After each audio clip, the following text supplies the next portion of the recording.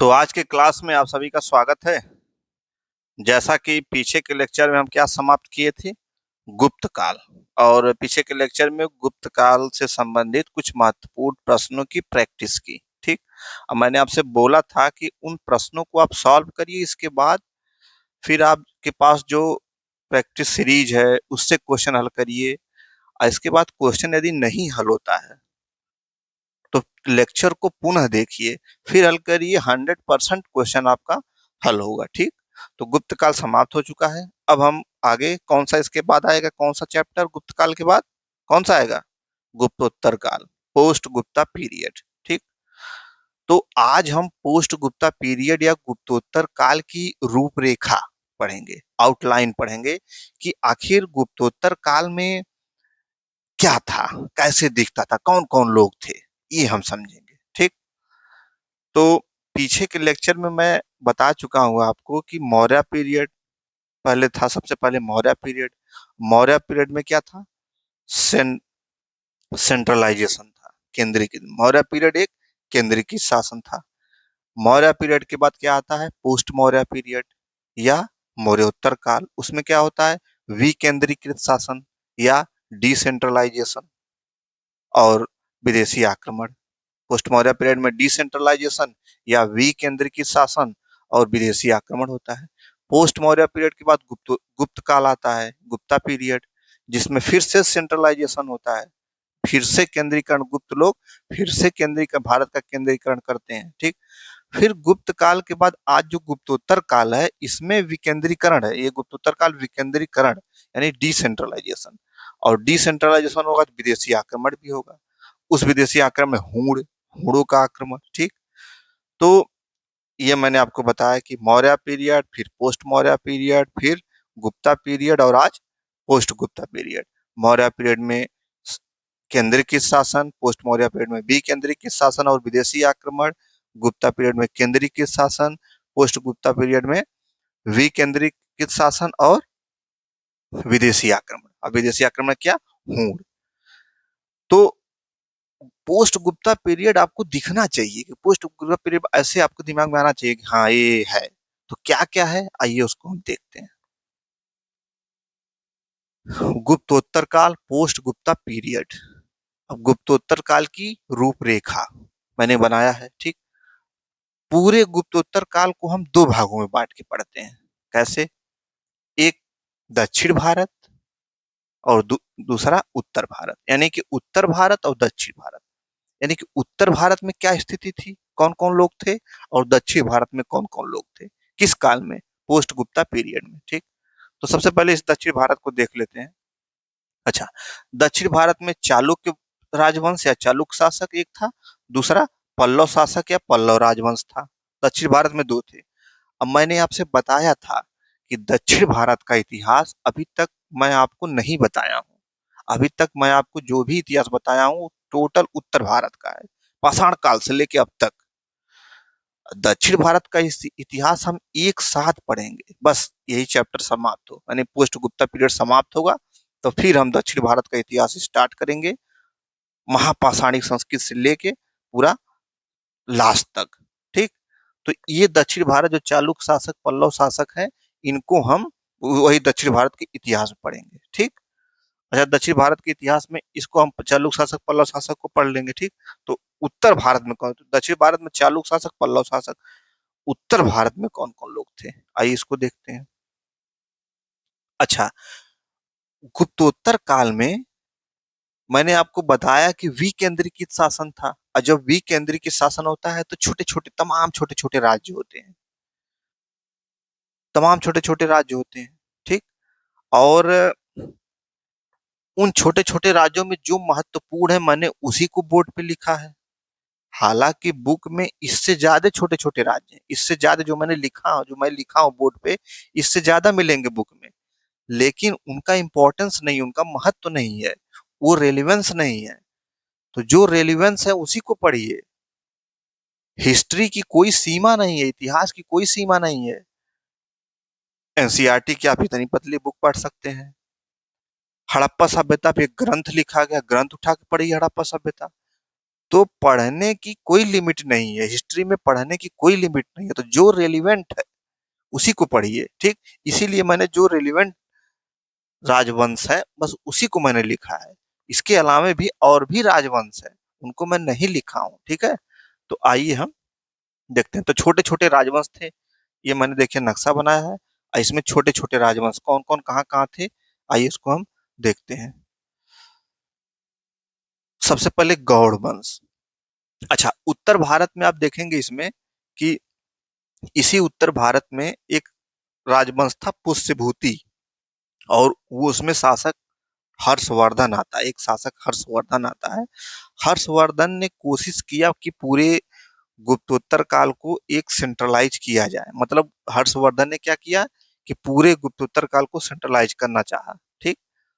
तो अभी मैं उसके बारे में और डिटेल बताता हूँ, पहले यहाँ से शुरू कर लीजिए। तो गौड़ वंश, गौड़ वंश ये कहाँ पे था, बंगाल में। यहाँ पे देखिए, ये बंगाल वाली एरिया है, ये बंगाल में कौन था, गौड़ वंश। छोटे छोटे शासक हैं ये सब, ठीक। बंगाल में गौड़ वंश, ये नक्शा है तो यहाँ पे लगभग बंगाल होगा, ठीक। तो बंगाल में गौड़ वंश, और वहां एक शासक था शशांक। ये वही शशांक है जिसने बोधि वृक्ष को कटवा दिया था। याद करिए, बोधि वृक्ष किससे संबंधित है, बोधि माने ज्ञान। जिस वृक्ष के नीचे किसी व्यक्ति को ज्ञान प्राप्त हुआ था, कौन व्यक्ति था वो, वीडियो पॉज करके सोचिएगा, ठीक है। तो ये वही शशांक है जिसने बोधि वृक्ष को कटवा दिया था। तो इसलिए इसको क्या कहते हैं, बौद्धों का उत्पीड़क। शशांक को क्या कहते हैं, बौद्धों का उत्पीड़क। और इसके पहले मैं एक एक शासक को और बताया हूं कि वो भी बौद्धों का उत्पीड़क था, कौन था वो, पुष्यमित्र शुंग। पुष्यमित्र शुंग, पुष्यमित्र शुंग को भी बौद्धों का उत्पीड़क कहा जाता है, और शशांक को भी बौद्धों का उत्पीड़क कहा जाता है। इस बात को आप दिमाग में रखेंगे। अच्छा, असम में एक बर्मन वंश है, बर्मन वंश है असम में। तो असम कहीं यहाँ कहीं होगा, यहाँ कहीं, यहाँ पे क्या है, असम में बर्मन वंश, असम में बर्मन वंश है। और शासक इसका क्या है, भास्कर वर्मन। जो महत्वपूर्ण शासक है वो क्या है, भास्कर वर्मन। तो ऐसे ही इसको दिमाग में आप रखेंगे। अच्छा, एक है कन्नौज में मौखरी वंश। ये कन्नौज है तो यहाँ पे कौन वंश है, मौखरी। मौखरी, कन्नौज में मौखरी वंश है, जहाँ पे एक शासक, इन शासकों को क्या कहा जाता है, जो कन्नौज के शासक थे वो मौखरी वंश से संबंधित थे। मौखरी वंश का यहाँ शासन था कन्नौज में, और उनके शासकों को गृह बर्मा कहते थे। क्या कहते थे, गृह बर्मा, कन्नौज के, ठीक है। कन्नौज यहीं कहीं होगा, यूपी में है तो यहीं कहीं होगा। अच्छा, अगला पुष्यभूति वंश स्थानेश्वर। पुष्यभूति वंश स्थानेश्वर, स्थानेश्वर कहाँ है, हरियाणा। हरियाणा के किस जिले में, अंबाला में। तो हरियाणा यहाँ कहीं आएगा, स्थानेश्वर हरियाणा, ठीक। हरियाणा के अंबाला डिस्ट्रिक्ट में स्थानेश्वर है, ठीक है। और इसी पुष्यभूति वंश का एक शासक आता है हर्षवर्धन। हर्षवर्धन पूरी कोशिश करता है कि इन छोटे छोटे राज्यों को एक राजनीतिक शक्ति के रूप में केंद्रित करना करेगा। हर्षवर्धन छोटे छोटे राज्यों को मिलाकर एक राजनीतिक शक्ति, मतलब अपने एक राजनीतिक शक्ति के रूप में केंद्रीकृत करेगा, लेकिन बहुत सफल नहीं होगा। क्यों, भाई छोटे छोटे राज थे, इनको बहुत ज्यादा मिलाने की कोशिश करेगा, सब पे कंट्रोल करना चाहेगा हर्षवर्धन, लेकिन बहुत ज्यादा सफल नहीं होगा। क्यों, क्योंकि हर्षवर्धन का काल सामंतवाद का काल था, और सामंतवाद के काल में बहुत केंद्रीकरण की अपेक्षा नहीं की जा सकती, क्योंकि सामंतों की अपनी सेना होती है। सामंतों की अपनी सेना होती है, और सामंतों का ही अपनी सेना पे नियंत्रण रहता है, ठीक है। तो छोटे छोटे सामंत, सभी सामंत का अपनी सेना पे नियंत्रण, तो फिर कोई शासक बड़ा कैसे बन पाएगा, कोई बन ही नहीं पाएगा। वो अपने सेना पे नियंत्रण किया, कोई अपने सेना पे नियंत्रण किया हुआ है। तो अगर कोई बड़ा हर्षवर्धन चाहेगा कि मैं सबकी सेना को इकट्ठा करूं, तो कैसे करेगा, नहीं कर पाएगा, क्योंकि नियंत्रण छोटे छोटे सामंतों का है, ठीक है। तो हर्षवर्धन तो पूरी कोशिश करता है सेंट्रलाइजेशन का पोस्ट गुप्ता में, लेकिन सफल नहीं होता है, क्योंकि हर्षवर्धन का काल सामंतवाद का काल था। ठीक है, इस बात को दिमाग में आप रखेंगे। सामंतवाद के काल में केंद्रीकरण की बहुत ज्यादा अपेक्षा नहीं की जा सकती। क्यों? क्योंकि सभी सामंतों की अपनी सेना होती है और सेना पर नियंत्रण सामंतों का ही होता है। ठीक। तो पुष्यभूति वंश स्थानेश्वर, हरियाणा, अंबाला जिले में। एक मैत्रक वंश है, वल्लभी विश्वविद्यालय, मैत्रक। वल्लभी जान ही रहे हैं कहाँ है, मैंने आपको बताया था। वल्लभी विश्वविद्यालय, वल्लभी में वल्लभी विश्वविद्यालय है। मैत्रक शासकों ने बनवाया था, तो ये यहीं पे है। ठीक। उत्तर गुप्त वंश, मगध व मालवा। ये मगध और जो मालवा का क्षेत्र है, मगध मालवा वाला क्षेत्र, यहाँ पे एक वंश था उत्तर गुप्त वंश। उत्तर गुप्त वंश। और देवगुप्त यहाँ के शासक थे। ठीक है। अब देखिए, छोटे छोटे राज्य हो गए ना, स्थानेश्वर, असम में बर्मन वंश, बंगाल में गौड़ वंश, मौखरी कन्नौज में, मगध मालवा में उत्तर गुप्त शासक, फिर वल्लभी में मैत्रक शासक। तो ये तमाम छोटे छोटे राज्य, छोटे छोटे राजा हैं। ठीक।